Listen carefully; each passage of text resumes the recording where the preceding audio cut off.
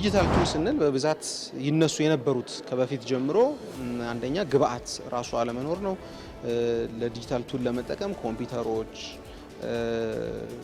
ሞባይል፣ ታብሌትስ እንደዚህ የሚያስፈልጓቸው የተለያዩ አይነት ቱሎች አሉ። ስለዚህ እነዚህ ግብአቶች እነኚህ እቃዎች በበቂ ሁኔታ ካለመሟላት አንፃር በተለያዩ ቦታዎች የሚነሱ ጥያቄዎች አሉ። በምዕራብ እስያ የተቀሰቀሰው ጦርነት ወደ 3ኛ ወሩ ሲገባ የአሜሪካው ፕሬዝዳንት ዶናልድ ትራምፕ የኢራንን የሰላም ጥያቄ ፈጽሞ ተቀባይነት የሌለው ሲሉ ውድቅ አድርገዋል። ይህም በቀጠና የነበረው መጠነኛ የተኩስ አቁም ተስፋ ጥያቄ ውስጥ እንዲገባም አድርገዋል። የሩሲያው የመከላከያ ሚኒስትር ዩክሬን ባለፉት 24 ሰዓታት ውስጥ ብቻ ከ16000 በላይ የተኩስ አቁም ጥሰቶችን መፈጸሟን ሲገልጽ በምላሹም የዩክሬንን የጦር ሰፈርና የድሮን ማስወንጨፊያዎችን መምታቱን አስታውቋል። በማናቸው ምክንያት አግባብ ያለው አካል የንግድ ሕግ ድንጋጌዎችን መጣሳቸውን ሲያረጋግጥ ወይም በፍርድ ቤት ትዕዛዝ የንግድ ፈቃዱ ሲታገድ የንግድ ድርጅቱ ወዲያውኑ አግባብ ባለው አካል ይታሸጋል። ሰላም ጤና ይስጥልን ውድ ተመልካቾቻችን፣ ሀገሬ ዜና ጀምሯል። የተለያዩ የሀገር ውስጥና ዓለም አቀፍ መረጃዎችን ይዘን ቀርበናል። ከዜናዎቹ ጋር ዳግም ተገኝ ነኝ። በመጀመሪያም አበይት መረጃዎችን አስቀደምን። የሕክምና አገልግሎት አሰጣጥን ቀልጣፋና ዘመናዊ ለማድረግ የጤና ተቋማትን ከወረቀት ንክኪ ነፃ ማድረግ እንደሚያስፈልግ ጤና ሚኒስቴር አስታወቀ። ሚኒስትሩ ይህንን ያስታወቀው 5ኛውን ሀገር አቀፍ የጤና መረጃና የዲጂታል ጤና ሳምንት ባከበረበት ወቅት ነው። በዘርፉ በርካታ ሆስፒታሎች ወደ ዲጂታል አሰራር የገቡ ቢሆንም የመሰረተ ልማት እጥረት፣ የቴክኖሎጂ ግብዓትና የባለሙያዎች ፍልሰት አሁንም ተግዳሮት መሆናቸው ተነስተዋል። ተጨማሪ አለን። 5ኛው ሀገር አቀፍ የጤና መረጃና የዲጂታል ጤና ሳምንት በጤና መረጃ፣ በዲጂታል ጤና ፈጠራና በዘላቂ ኢንቨስትመንት የጤና ትሩፋቶችን ማሳደግ በሚል መሪ ቃል እየተከበረ ይገኛል። የዲጂታል ሽግግርን ሙሉ ለሙሉ እውን ለማድረግ በመሰረተ ልማትና በሰው ኃይል አቅርቦት በኩል የተለያዩ ተግዳሮቶች መኖራቸውም ተነስቷል። በጤና ሚኒስቴር የዲጂታል ጤና ስርዓት ትግበራ ኃላፊ የሆኑት ዶክተር ሙሉቀን አርጋው በስርዓቱ ትግበራ ወቅት በዋናነት የሚያጋጥሙ ፈተናዎችን ስለመኖራቸው ተናግረዋል። ኮምፒውተሮች፣ ታብሌቶችና ሞባይሎች በቂ ሁኔታ ያለመሟላት ችግር እንደሚታይ ተገልጿል። ዶክተር ሙሉቀን አክለውም የኔትወርክ መቆራረጥና የመብራት አቅርቦት ችግር መኖሩን በማንሳት እነዚህን ለመፍታት በሚኒስቴር መስሪያ ቤት ደረጃ ግብዓቶችን በተቻለ አቅም የማሟላትና ከተለያዩ ተቋማት ጋር በጋራ እየሰሩ እንደሚገኝ ተናግረዋል። እንግዲህ የዲጂታል ቱል ስንል በብዛት ይነሱ የነበሩት ከበፊት ጀምሮ አንደኛ ግብዓት ራሱ አለመኖር ነው። ለዲጂታል ቱል ለመጠቀም ኮምፒውተሮች፣ ሞባይል፣ ታብሌትስ እንደዚህ የሚያስፈልጓቸው የተለያዩ አይነት ቱሎች አሉ። ስለዚህ እነዚህ ግብአቶች እነኚህ እቃዎች በበቂ ሁኔታ ካለመሟላት አንጻር በተለያዩ ቦታዎች የሚነሱ ጥያቄዎች አሉ። ሌላኛው የኔትወርክ ስርጭት እና ኔትወርክ ያለመቆራረጥ ምጣኔ ወይም እሱ ሁኔታ ማለት ነው። ስለዚህ ሲተገበር ኔትወርክ መኖሩ ያሳልጠዋል ትግበራውን። ስለዚህ ከዚህ ጋር በተያያዘ የሚነሱ ቻሌንጆች አሉ። ሌላው የመብራት አቅርቦትም ችግሮች አሉ። እነኚህን አድሬስ ለማድረግ በሚኒስቴር መስሪያ ቤት ደረጃ ግብአቶችን በተቻለ አቅም ለመደገፍ በዋነኝነት የፌዴራል መንግስት ኃላፊነት ብቻ አይደለም፣ የክልሎችም ኃላፊነት ነው፣ የጤና ተቋማትም ኃላፊነት ነው። ግን የጤና ሚኒስቴር በተቻለ አቅም ግብአቶችን እየገዛ የሚያከፋፍልበት ሁኔታ አለ። በዚህ መንገድ በጣም ብዙ ግብአቶች ወደታች እንዲወርዱ ተደርገዋል። በዚሁ መድረክ ላይ ንግግር ያደረጉት የጤና ሚኒስትሯ ዶክተር መቅደስ ዳባ ሚኒስቴሩ የ2030 የዲጂታል ጤና ስትራቴጂ ነድፎ ወደ ትግበራ መግባቱን ጠቁመው አሰራሩን ከወረቀት ንክኪ ነፃ ለማድረግ ሰፊ እርምጃዎች እየተወሰዱ መሆኑን ገልጸዋል። በአገር አቀፍ ደረጃም ከ47 በላይ የዲጂታል ጤና መሳሪያዎች አገልግሎት እየሰጡ ነው ያሉት ሚኒስትሯ ከ3500 በላይ የጤና ተቋማት በሄልዝኔት ተገናኝተዋልም ብለዋል። አሁን ከ227 በላይ ተቋማት ይህንን የኤሌክትሮኒክ ሜዲካል ሪካርድ ሲስተም ይጠቀማሉ። ከወረቀት ነፃ ሙሉ ከወረቀት ነፃ ራሳቸውን ያደረጉ ይሄ ስንል በመድኃኒቱም ከመግቢያ እስከ መውጫው ድረስ ማለት ነው። በተቋማት ደረጃ ከ40 እና ከ40 በላይ አካባቢ ናቸው ያሉ። በጣም ዝቅተኛ ነው። ፉሊ ዲጂታላይዝ ያደረጉ ተቋሞች ማለት ነው። እንደምታውቁት በመንግስትና በግል ከቆጠርን በአጠቃላይ ከ50,000 በላይ ተቋማት አሉ። በዛ ውስጥ እንግዲህ በ5,000 አካባቢ ደግሞ የሚሆኑት በሆስፒታል ደረጃ የምንጠራቸው ናቸው። በተለይ በመንግስት ካሉት ተቋማት ስናይ ማለት ነው። ከዛ ውስጥ ቆርጠን ነው እንግዲህ በሪፈራል እና ከፍ ያሉት ከ400 በላይ የምንላቸው ተቋማትንም ደግሞ ስደምሩ ከዚህ ውስጥ እንግዲህ 50 እንኳን ብናደርገው ገና በፐርሰንቴጅ ዝቅ ያለ ነው ማለት ነው። ፉሊ ዲጂታላይዝ ተደርገው ሲስተማቸውን በሙሉ ከወረቀት አልባ ያደረጉ ተቋሞቻችን። ስለዚህ ይሄ ምን ያሳየናል?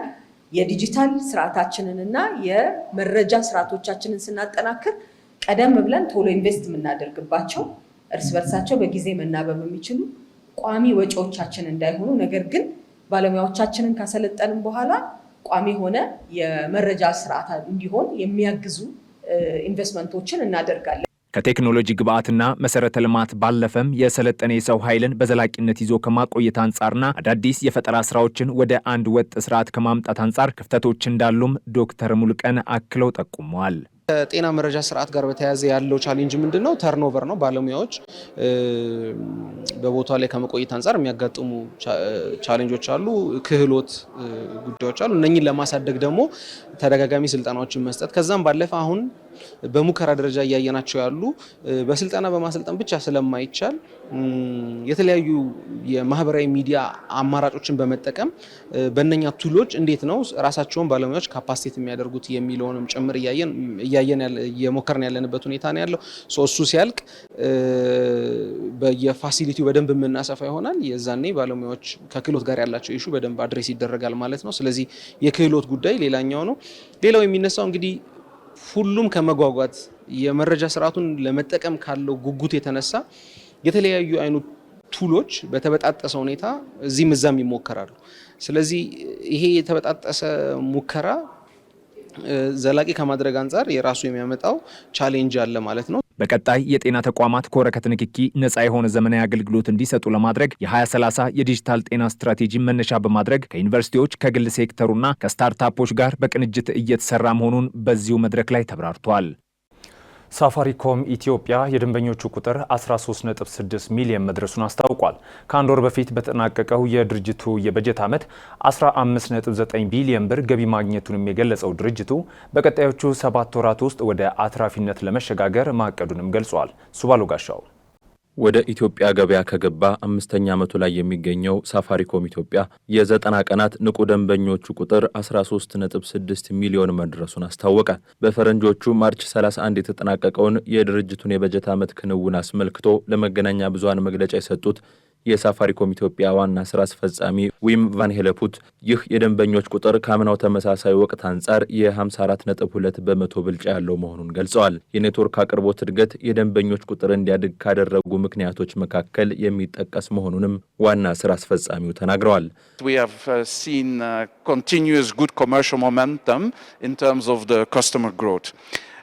Of course that customer growth is also driven የደንበኞቻችንን ቁጥር በማሳደግ በኩል ጥሩ ውጤት አስመዝግበናል። በኔትወርክ አቅርቦት ረገድ እያስመዘግብን ያለነው እድገት ለደንበኞቻችን ቁጥር መጨመር አስተዋጽኦ ማበርከቱንም ተረድተናል። በዚህ ሰዓት ከ3500 በላይ የኔትወርክ ማማዎች አሉ። ከግማሽ የሚበልጡት ደግሞ በራሳችን የተገነቡ ናቸው። እስካሁን ባለን እንቅስቃሴ ከ60 በመቶ በላይ የሚሆኑት ኢትዮጵያውያን ባሉባቸው አካባቢዎች የኔትወርክ ሽፋን ማዳረስ ችለናል። በቀጣዮቹ ዓመታት ይህንን የኔትወርክ ሽፋን ከ90 እስከ 95 በመቶ ለማድረስ የሚያስችል እቅድ አለ። 100 በመቶ ሽፋን ላይ እንደምንደርስም ተስፋ እናደርጋለን። 59% population coverage in the next few years is expected to continue growing to 90, 95, hopefully one day even 100% of the population. በተጠናቀቀው የበጀት ዓመት 15.9 ቢሊዮን ብር ገቢ መገኘቱን የገለጹት የድርጅቱ የውጭ ግንኙነት ኃላፊ ዶክተር አንዱዓለም አድማሴ የድርጅቱ ገቢ ከፍተኛ ጭማሪ ማሳየቱን ተናግረዋል።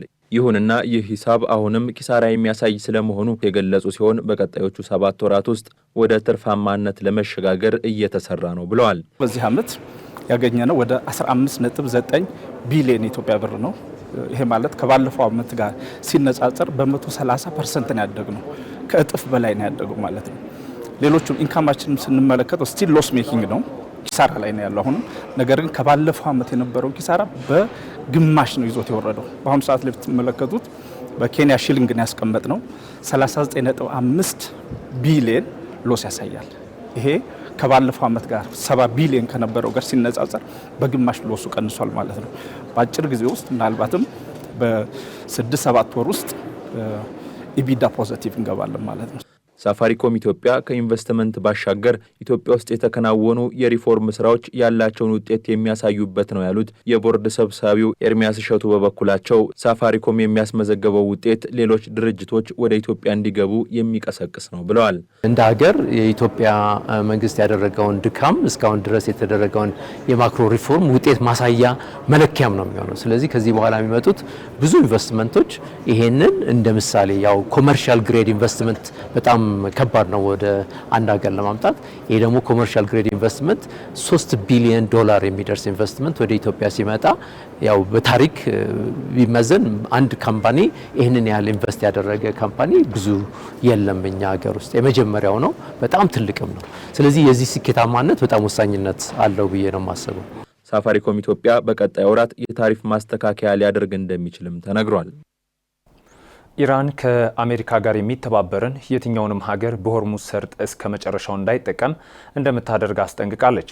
በሌላ በኩል አሜሪካ ፕሬዚዳንት ዶናልድ ትራምፕ ኢራን ያቀረበችው የሰላም እቅድ ተቀባይነት የሌለው ነው ሲሉ ተናግረዋል። ሚኪያስ ኃይሌ በምዕራብ እስያ የተቀሰቀሰው ጦርነት ወደ 3ኛ ወሩ ሲገባ የአሜሪካው ፕሬዝዳንት ዶናልድ ትራምፕ የኢራንን የሰላም ጥያቄ ፈጽሞ ተቀባይነት የሌለው ሲሉ ውድቅ አድርገዋል። ይህም በቀጠና የነበረው መጠነኛ የተኩስ አቁም ተስፋ ጥያቄ ውስጥ እንዲገባም አድርገዋል።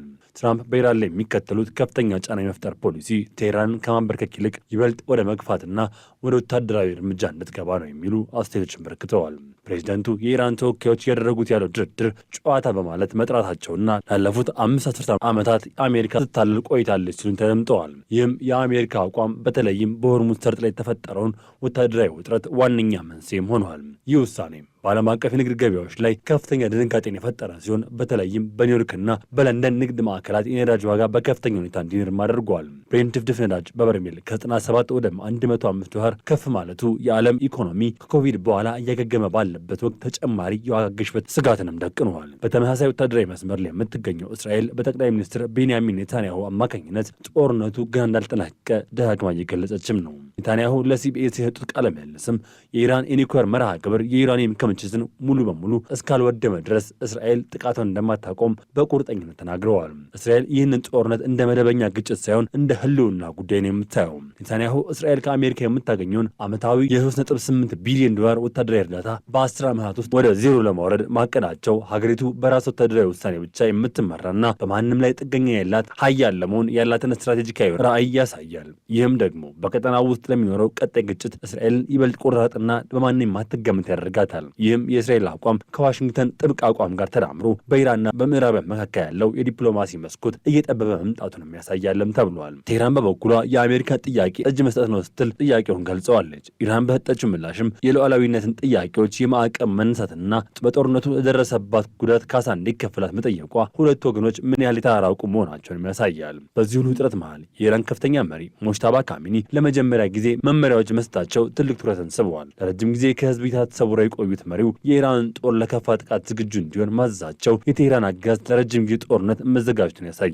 የኢራን ጦር አዛዥ የረመዳን ጦርነት ብለው የሚጠሩት ግጭት ስኬት ማግኘታቸውን በመግለጽ ማንኛውም የአሜሪካና የእስራኤል ጥቃት ለመመከት ቃል ገብተዋል። ይህ የአመራር ለውጥ ወይም የድምፅ መንሳት በኢራን ውስጣዊ ፖለቲካ ውስጥ ያለውን ጥንካሬና ለውጭ ግፊት የመንበርከክ ፍላጎት አለመኖሩን የሚያሳይ ስለመሆኑ የዜና ወኪሉ ገልጸዋል። የአሜሪካ ማዕከላዊ ህዝብ በኢራን ላይ የባህር ላይ እገዳ መጣሉን ቀጥሏል። ከ20 በላይ የአሜሪካ ጦር መርከቦች የሆርሙዝ ሰርጥና አካባቢውን በመቆጣጠር ላይ ይገኛሉ።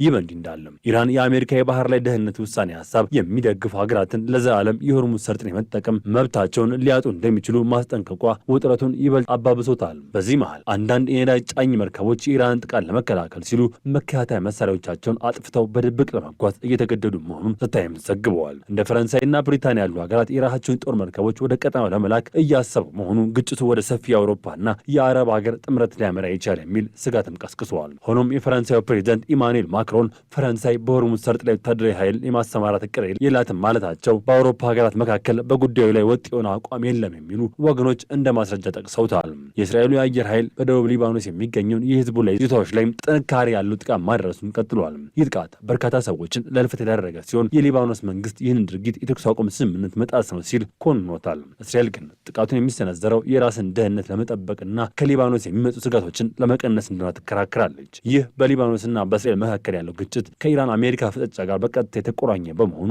አንዱ ጋር የሚፈጠረው ለውጥ ሌላው ጋር ተጽዕኖ ማህደሩ አይቀሬ መሆኑን ተገልጿል። በተመሳሳይ በኩዌት ሰማይ ላይ የታዩት የኢራን ድሮኖችና የተባበሩት አረብ ኤሚሬትስ የሰጠችው የውግዘት መግለጫ ግጭቱ የባህረ ሰላጤው ሀገራትንም ጭምር ስጋት እየከተተ መሆኑን ማሳያም ሆኗል። በአካባቢው ያለው ግጭት ለመቋጨት ዲፕሎማሲ ጥረቶች ቢኖሩም ሙሉ በሙሉ ማቆም አልቻሉም። ፓኪስታንና ቱርክ በቴህራንና በዋሽንግተን መካከለኛ ለመሆን ጥረት እያደረጉም ነው። የቱርክ የውጭ ጉዳይ ሚኒስትር ሀካም ፊዳን ከኢራን አቻቸው ጋር በስልክ ተወያይተዋል። ፓኪስታንም የኢራን ምላሽ ለአሜሪካ በማድረስ ረገድ ሚና እየተጫወተች ትገኛለች። ሆኖም የፕሬዚዳንት ትራምፕ ጠንካራ አቋምና የኢራን ከፍተኛ ጥያቄዎች የእነዚህን የሽምግልና ጥረቶች እጅግ አስቸጋሪ አድርገውባቸዋል። ቻይናም በዚህ ቀውስ ውስጥ የራሷን ስጋት አላት። በጦርነት ምክንያት የቻይና ፋብሪካዎች ምርቶች ዋጋ ግሽበት ባለፉት 4 ዓመታት ታይቶ በማይታወቅ ሁኔታ ጨምረዋል። ትራምፕ ከቻይናው መሪ ሺጂንፒንግ ጋር በሚያደርጉት ስብሰባ ቻይና ለኢራን የምታደርገውን የኢኮኖሚ ድጋፍ እንድታቆም ጫና ያደርጋሉ ተብሎ እንደሚጠበቅም ሲቢኤስ ዘግበዋል።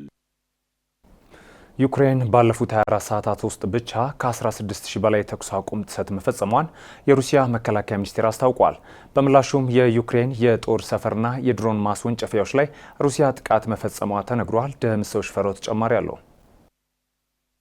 ከ4 ዓመታት በላይ ለዘለቀውና አውሮፓ ከሁለተኛው የዓለም ጦርነት በኋላ ካስተናገደችው እጅግ አስከፊ ግጭት በኋላ በሩሲያና ዩክሬን መካከል እየተካሄደ የሚገኘው ጦርነት አህጉሪቱ እጅግ ከፍተኛ ኪሳራን ያስተናገደችበት እንደሆነ ይነገራል።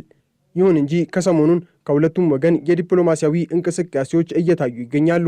የዩክሬን መንግስት ለታቀደውና ግዙፍ ለተባለው የምርኮኞች ልውውጥ የ1000 ታጋቾችን ስም ዝርዝር ለሞስኮ ማቅረቡ ለዓመታት ሲካሄድ የነበረው ጦርነት ወደ አዲስ ምዕራፍ እየተሸጋገረ መሆኑን የሚያሳይ ምልክት ተደርጎ ተወስዷል። ሆኖም ይህ ተስፋ ሰጪ ጅምር በሁለቱ አገራት መካከል ባለው ጥልቅ አለመተማመንና በተኩስ አቁሙ ስምምነቶች መጣስ ሳቢያ አሁንም በጥርጣሬ ደመና ተከቧል። በአሁኑ ወቅት በሁለቱም ወገኖች በኩል የሚሰሙት ንግግሮች ከዚህ ቀደም ከነበሩት የተለየ ይዘት አላቸው። የዩክሬኑ ፕሬዝዳንት ቮሎዶሚር ዜሌንስኪ የሩሲያው ፕሬዝዳንት ቭላዲሚር ፑቲን አሁን ላይ ፍሬያማ ለሆነ ድርድር ዝግጁ መስለው መታየታቸውን ገልጸዋል። ይህ ንግግር ለረጅም ጊዜ ድርድርን ሲቃወሙ ለነበሩት የክሬምሊን መሪ ትልቅ ለውጥ ተደርጎ ሊወሰድ እንደሚችል ሮይተርስ አስነብቧል። ዜሌንስኪ በንግግራቸው እንዳመለከቱት አሜሪካን ጭምር ባካተተው የ1000 በ1000 የምርኮኞች ልውውጥ ሂደት ላይ ኪየቭ ከፍተኛ ተስፋ እንጥላለች።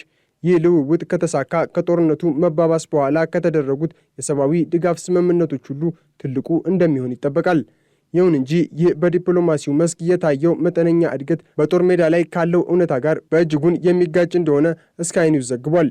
በአሜሪካ አሸማጋይነት ለሩሲያ የድል ቀን መታሰቢያ ተብሎ የታወጀው የ3 ቀናት የተኩስ አቁም ስምምነት አተገባበሩ ላይ ክፍተቶች ስለመታየታቸውም ተነግሯል። ሁለቱም ወገኖች ስምምነቱ ከታወጀበት ቅጽበት ጀምሮ እርስ በርስ ከመካሰስ አልቦዘኑም። የሩሲያው የመከላከያ ሚኒስትር ዩክሬን ባለፉት 24 ሰዓታት ውስጥ ብቻ ከ16000 በላይ የተኩስ አቁም ጥሰቶችን መፈጸሟን ሲገልጽ፣ በምላሹም የዩክሬንን የጦር ሰፈርና የድሮን ማስወንጨፊያዎችን መምታቱን አስታውቋል። በሌላ በኩል ዩክሬን ሩሲያ በሲቪል መሠረተ ልማቶች ላይ ጥቃት በመሰንዘር በሰላማዊ ሰዎች ላይ ጥቃት መፈጸሟንና ስምምነቱ በጦር ሜዳዎች ላይ ምንም አይነት ለውጥ አለማምጣቱን ገልጻለች። የተኩስ አቁም ስምምነቱ የታወጀው በሩሲያ ብሔራዊ በዓል በሆነው የድል ቀን ወቅት መሆኑ ሩሲያ ለበዓሉ ክብርና ለደህንነቷ ስትል የፈለገችው ታክቲካዊ እረፍት እንጂ እውነተኛ የሰላም ፍላጎት ላይኖራት ይችላል የሚል ጥርጣሬን በኪየቭ ዘንድ እንዲፈጠር አድርጓል። በሌላ በኩል የሩሲያ ባለሥልጣናት የዩክሬንን ድርጊት ስምምነቱን ለማፍረስ የተደረገ ጥረት አድርገው ይገልጹታል። ይህ የሁለቱ ወገኖች እርስ በርስ የመካሰስ በዲፕሎማሲያዊው ጠረጴዛ ላይ የሚያደርጉትን ስምምነቶች ወደ መሬት ወርደው ውጤት እንዳያመጡ ትልቅ እንቅፋቶች ሆነዋል። ምንም እንኳን ወደ ድርድር ጠረጴዛው የመቅረብ ዝንባሌ ከሁለቱም ወገን ቢታይም በመሰረታዊ ጉዳዮች ላይ ያላቸው ልዩነት አሁንም ሰፊ ስለመሆኑ የሲኤንኤን ዘገባ ያስረዳል። የሩሲያው ፕሬዝዳንት ቭላዲሚር ፑቲን ጦርነቱ ወደ ማብቂያው እየቀረበ ነው የሚል ተስፋ ሰጪ የሚመስል ንግግር ቢያደርጉም ቅድመ ሁኔታዎቻቸው ግን ጥብቅ ናቸው። ፑቲን ከዜሌንስኪ ጋር ፊት ለፊት ለመገናኘት ፈቃደኛ የሚሆኑት የሰላም ስምምነቱ ላይ ሙሉ በሙሉ ተስማምተውበት ካበቁ በኋላ እንደሆነ ገልጸዋል። ይህም ማለት ሩሲያ በድርድር ሂደቱ ውስጥ የምታገኘውን ጥቅም አስቀድማ ማረጋገጥ ትችላለች። በተለይም የዶንባስ አካባቢን ሙሉ በሙሉ መቆጣጠርና ዩክሬን ከኔቶ አባልነት ውጪ እንድትሆን የምታቀርበው ጥያቄ ለድርድር የማይቀርቡ መሆናቸውን የክሬምሊን ባለሥልጣናት በግልጽ ተናግረዋል። በተቃራኒው የዜሌንስኪ እቅድ በዋናነት በሁለት ምሰሶዎች ላይ የቆመ እንደሆነ ኪየቭ ኢንዲፔንደንት አስነብቧል። የመጀመሪያው ማንኛውም የወደፊት ስምምነት ለዩክሬን አስተማማኝና የረጅም ጊዜ የደህንነት ዋስትናን ማካተት አለበት የሚል ነው። ሁለተኛው ደግሞ ዩክሬን አንድም ግዛቷን ለሩሲያ አሳልፋ እንደማትሰጥ በጽኑ መቆሟን ነው። ዜሌንስኪ አሁን ላይ ፑቲን ለድርድር ዝግጁ እንዲሆኑ ያደረጋቸው የዩክሬን ግፊት እንደሆነ ያምናሉ። ይህም የዩክሬን ጦር በሩሲያ ግዛቶች ውስጥ ጭምር የሚያደርጋቸው የድሮን ጥቃቶችና ምዕራባውያን የሚሰጡት ወታደራዊ ድጋፍ ሩሲያን ለድርድር እንድትቀርብ አድርጓታል የሚል እምነት እንዲያድርባቸው አድርጓል። ለዘለንስኪ የሰላም ድርድር ማለት የዩክሬንን ሉዓላዊነት ማስከበርና የሩሲያን ጦር ከግዛቶቿ ማስወጣት ነው። ይህ የሁለቱ መሪዎች ፍጹም ተቃራኒ የሆነ የሰላም ትርጓሜ ድርድሩን እጅግ አስቸጋሪ ሊያደርገው እንደሚችል ይገመታል።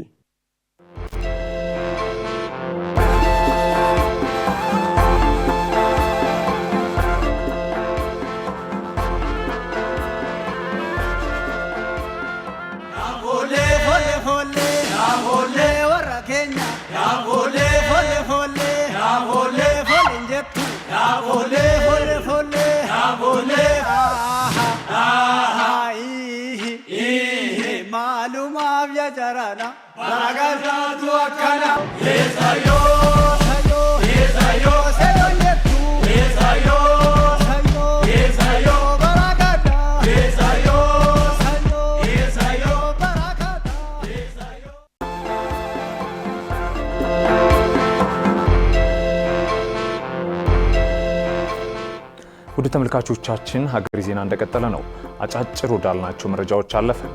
የዓለም አቀፍ የገንዘብ ድርጅት IMF ዋና ዳይሬክተር ክሪስታሊና ጆርጂየቫ ከጠቅላይ ሚኒስትር አብይ አህመድ ጋር በአዲስ አበባ ስኬታማ ውይይት ማድረጋቸውን ገለጹ።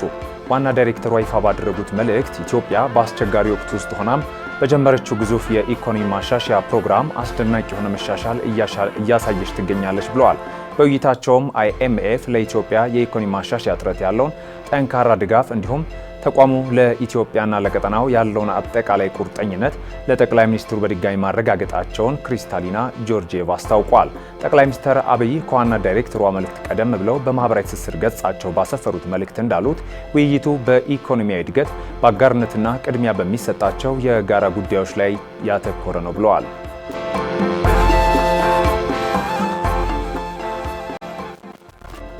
73ኛው የአፍሪካ ቀንድ የአየር ንብረት ትንበያ ፎረም ግንቦት 10 እና 11 ቀን 2018 ዓ.ም በአዲስ አበባ ይደረጋል። ፎረሙ የሚካሄደው የአየር ንብረት አገልግሎቶች ላይበገሬነትና ዘላቂ ልማት በሚል መሪ ሐሳብ ነው። የምስራቅ አፍሪካ የልማት በይነ መንግስታት ድርጅት ኢጋድ የአየር ንብረት ትንበያና የመተግበሪያ ማዕከል ከልማት አጋሮች ጋር በመሆን ፎረሙን እንዳዘጋጀውም ተገልጿል። ስብሰባው ትንበያ ከመስጠት ባለፈ ትንበያዎቹን ወደ ተግባር መቀየርና የአየር ንብረት ለውጥን ለመከላከል የቅድመ ማስጠንቀቂያና ቅድመ ዝግጅት እርምጃዎችን ማጠናከር ያለመ መሆኑም ተነግሯል። የአየር ንብረት መረጃዎች አርሶ አደሮች፣ የጤና ባለሙያዎችንና የአደጋ ስጋት አመራሮችን በቀጥታ እንዲደግፉ ማድረግ በሚቻልባቸው ሁኔታዎች ላይ ምክክር እንደሚደረግም ተመላክቷል።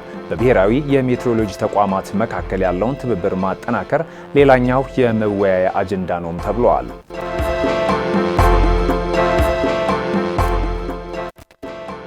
የአዲስ አበባ ከተማ ደንብ ማስከበር ባለስልጣን በአራዳ ክፍለ ከተማ ወረዳ 01 ማህሙድ ሙዚቃ ቤት አካባቢ በልማት ኮሪደር በተሰራው የመንገድ መሰረተ ልማት ላይ ጉዳት ያደረሱ የግንባታ ድርጅትና ሹፌሮች የገንዘብ ቅጣት መቀጣታቸውን አስታወቀ። ከገንዘብ ቅጣት ባለፈ ያቆሸሹትን አስፓልት ወዲያውኑ እንዲያጸዱ መደረጉም ተገልጿል። ባለስልጣኑ በከተማው ደንብ የሚተላለፉና መሰረተ ልማት የሚያበላሹ ድርጅቶችና ግለሰቦች ላይ በሕጉ መሰረት የሚወስደውን እርምጃ አጠናክሮ እንደሚቀጥልም አስታውቋል።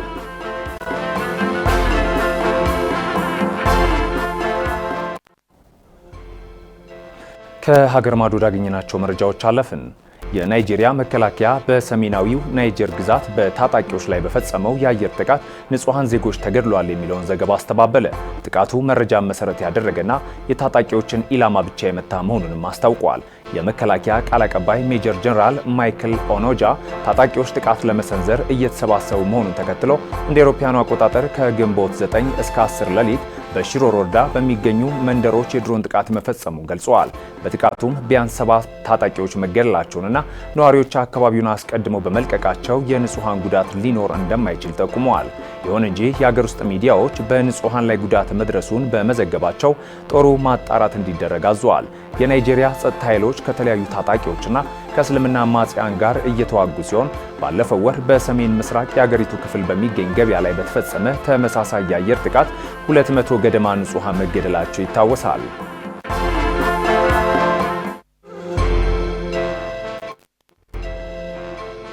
በሃንታ ቫይረስ ከተጠቃው MV ሆንዲየስ የሽርሽር መርከብ ወጥተው ወደ ሀገራቸው የተመለሱ አንድ አሜሪካዊና አንድ ፈረንሳዊ በቫይረሱ መያዛቸው ተረጋገጠ።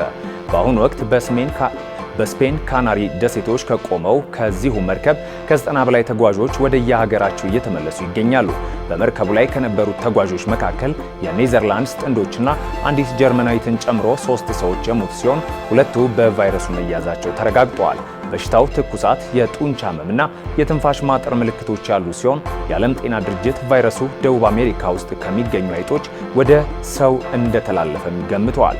አሜሪካ፣ ብሪታንያና ፈረንሳይን ጨምሮ የተለያዩ ሀገራት ዜጎቻቸውን በማስወጣትና የሕክምና ክትትል እንዲያደርጉ ማዘዋል። የዓለም ጤና ድርጅት ተጓዦቹ ለ42 ቀናት ለይቶ ማቆያ እንዲቆዩ ቢመክርም የአሜሪካ የበሽታ መቆጣጠሪያ ማዕከል ኃላፊ ግን ከሰው ወደ ሰው የመተላለፍ እድሉ በጣም ዝቅተኛ በመሆኑ እንደ ኮቪድ ታይቶ ህዝቡ ሊደናገጥ አይገባም ብለዋል።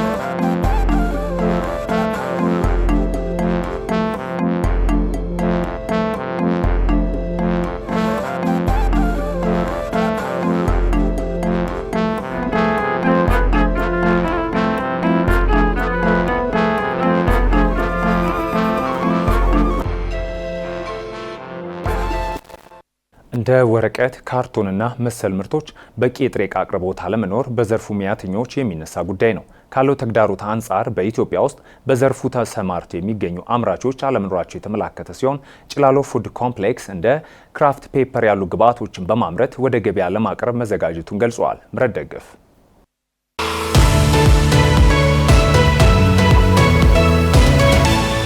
እንደ ወረቀት፣ ካርቶንና መሰል ላሉት ምርቶች በቂ የጥሬ ዕቃ አቅርቦት አለመኖር በዘርፉ ሙያተኞች የሚነሳ ጉዳይ ነው። ካለው ተግዳሮት አንጻር በኢትዮጵያ ውስጥ በዘርፉ ተሰማርተው የሚገኙ አምራቾች አለመኖራቸውም ተመላክቷል። ይሁንና በተለይም ለዘርፉ የሚያስፈልገውን ግብዓት በማምረት ዘርፉን ሊቀላቀል መሆኑን የገለጸው ጭላሎ ፉድ ኮምፕሌክስ እንደ ክራፍት ፔፐር ያሉትን ግብዓቶች በማምረት ወደ ገበያ ለማቅረብ መዘጋጀቱን ገልጿል። አሁን ቅርብ ጊዜ መስከረም ላይ የምንጀምረው ትልቅ ፕሮጀክት አለ። 150 ቶን የሚያመርት የክራፍት ፔፐሩ ማለት ነው። ሮ ማቴሪያሉ እስከዛሬ ሮ ማቴሪያሉ ከውጭ ታስገባዋለ ወይም ደግሞ እዚህ ሀገር ውስጥ ደግሞ ሰፕላይ የሚያደርጉ በጣም ጥቂቶች ናቸው። ስለዚህ ያንን ከውጭ የሚገባውን ነገር አስቀርተን በኢትዮጵያ ትልቁ ማሽን ማለት ነው። ክራፍት ፔፐር ማለት ንጹህ ነጭ ወረቀቱ ማለት ነው። እሱ አለ። ለካርቶን ደግሞ መስሪያ የሚያገለግለው እሱም አለ። እነዚህ ሁለቱን ነገሮች ማለት ነው። እነሱን እንደ ምንም ወረቀትም ለመስራት በወረቀታው ብዙ ነገር ትሰራለ። ካርቶንም ለመስራት የሚያስፈልግ ክራፍት ፔፐሩ። ስለዚህ ዋናው ሮ ማቴሪያሉ ማለት ነው። እሱን ከውጭ የሚገባውን አስቀርተን እዚህ ውስጥ ነው እያመረትን ያለው። ስለዚህ እሱ እንግዲህ ኦልሞስት አገራችን ውስጥ ያለው ምክንያቱም አሁን የትኛውም ማምራች ምርት ይዞ ሲመጣ ፓኪንግ ማሽን ያስፈልገዋል።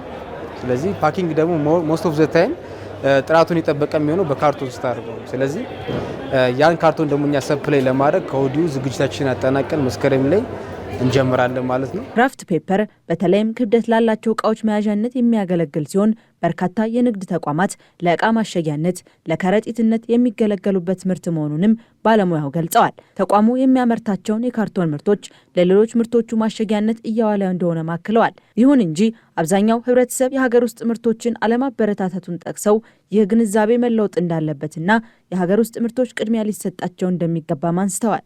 ለመናገር አሁን እኛ ሀገር ምንድነው የውጭ መሆኑ ከውጭ ይመጣ ነው የሚባለው ነገር በራሱ እኛ እንደ ሀገር እንትን ያለ የጎዳን ነገር አለ ማለት። ምክንያቱም የውጭ ሲባል ጥራት ያለ ሀገሩ ሲባል ሎካል ፕሮዳክት ነው ሲባል አይ የሚባል ነገር አለ። ስለዚህ ያ አስተሳሰብ አለ። ያ አስተሳሰብ መቀረፍ አለበት። እኛ ሀገር ለምሳሌ ፊልም የዚህ ፓስቶን ፊልም ለማምረት ብዙ ኮስት ሊያደርግ ይችላል። ምክንያቱም አንዳንድ ሮ ማቴሪያሉን ከውጭ ልታስመጣ ይችላል ምናምን ነገር ያን ነገር አድርገ አምርተ እዚህ የምታቀርበው ዋጋ ከውጭ ከሚገባው ጋር ተወዳዳሪ ነው። ከውጭ የሚገባው ምን ጊዜ የሚቀንሳል። እነሱ ሌተስት የሆኑ ቴክኖሎጂዎች የሚጠቀማሉ። ያ የፕራይስ ኢሹ ስላለ አንዳንድ ነገሮች ከውጭ ሊገቡ ይችላሉ እንጂ ከዛ ውጭ እዚህ ሀገር ውስጥ በጥራት መንገድ የሚሰሩ ብዙ ነገሮች አሉ ማለት ነው። ሰው ይሄን አስተሳሰቡ የሚቀይር ከሆነ ከሀገር ውስጥ ራሱ ብዙ ነገር መውሰድ ይችላል ማለት ነው። ኢትዮጵያ በተለይም በአሁን ወቅት ተግባራዊ እያደረገችው በምትገኘው የፕላስቲክ ምርት አጠቃቀም ዙሪያ የወረቀትና ካርቶን ማሸጊያዎች እንዲሁም መያዣዎች ተፈላጊነታቸው እየጨመረ የመጣ ሲሆን ምርቶቹን ለመልሶ ጥቅም የሚውሉ በመሆናቸው ህብረተሰቡ አጠቃቀሙን በማስተካከል ምርቶቹን በአግባቡ ማስወገድ እንዳለበትም ተገልጿል። ጭላሎ ፉድ ኮምፕሌክስ ከሌሎች እህት ኩባንያዎች ጋር በመሆን ካርቶኖችን፣ የታሸጉ ምግቦችን እያመረተ የሚገኝ ድርጅት ነው።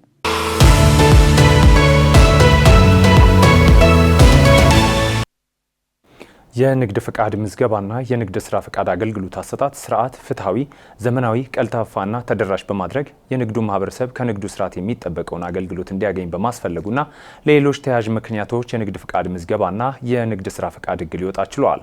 ለመሆኑ ፈቃዱን ለማግኘት የሚያስችሉ ነገሮች ምንድናቸው? ህጉስ ምንን አካቷል? የሚለውን የህግ ባለሙያው ተመልክቶታል።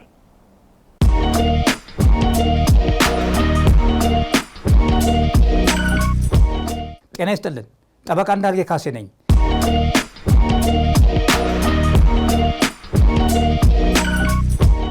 የንግድ ምዝገባና የንግድ ስራ ፈቃድ አገልግሎት አሰጣጥ ስርዓት ፍትሐዊ፣ ዘመናዊ፣ ቀልጣፋና ተደራሽ በማድረግ የንግዱን ማህበረሰብና ከንግዱ ስርዓት የሚጠብቀውን አገልግሎት እንዲያገኝ የህግና የአሰራር ክፍተቶችን በመንደፍና እርካታን በማሳደግ በሀገሪቱ ሁለንተና ኢኮኖሚ ውስጥ የበኩል ሚና እንዲጫወት ማድረግ በማስፈለጉ የንግድ ምዝገባና የንግድ ፈቃድ አሰጣጥ በዘመናዊ ቴክኖሎጂ እንዲደገፍ በማድረግ የንግድ ስርዓት ለመረጃ አያያዝ አመቺ እንዲሆን ህገወጥ እንቅስቃሴ ለመግታት የሚያስችል ለመንግስት ለህብረተሰብና የሚመለከታቸው አካላት ተገቢውን መረጃ እንዲያገኙ በማድረግ በማስፈለጉ የንግድ ስርዓት ግልጽነት፣ ተጠያቂነትና መልካም አስተዳደር የሰፈነበት በማድረግ የሀገሪቱን ራዕይ ለማሳካት እንዲቻል አገራዊ ዘመናዊ የንግድ ምዝገባና ፈቃድ ህግ እንዲኖር አስፈላጊ በመገኘቱ የንግድ ምዝገባና ፈቃድ ህግ ሊወጣ ችሏል።